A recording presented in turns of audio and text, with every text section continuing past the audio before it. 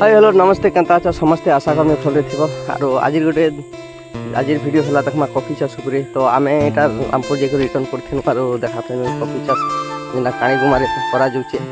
आरो मते बहुत लोग कहिथिले जे भाई कॉफी चाष उपरे गोटे वीडियो आनो बोली किना तो मुई नै करि पारुथि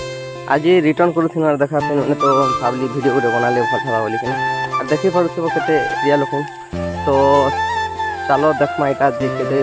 बड़ एरिया लोकन करा जाउचे काना बोली किना इने बाड़ा दिया जाइए आरो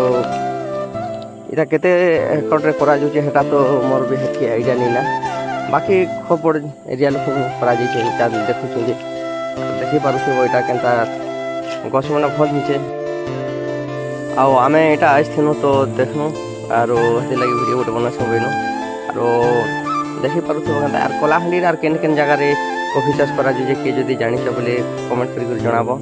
आरो मोर संगे आमर जने आज्ञा भी आज्ञा भी संगे अछन से मने भी वीडियो बनाबारे व्यस्त अछन तो देखि पारुथिबो आरो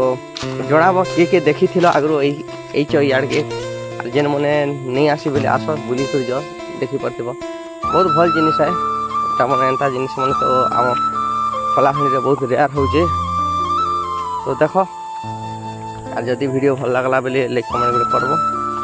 आके एंता जिनिस जदी भल जिनिस मिलबा बोले देखामा वीडियो रे बनी रहो तो आज लगी एतकी पुणी यार गोटे वीडियो रे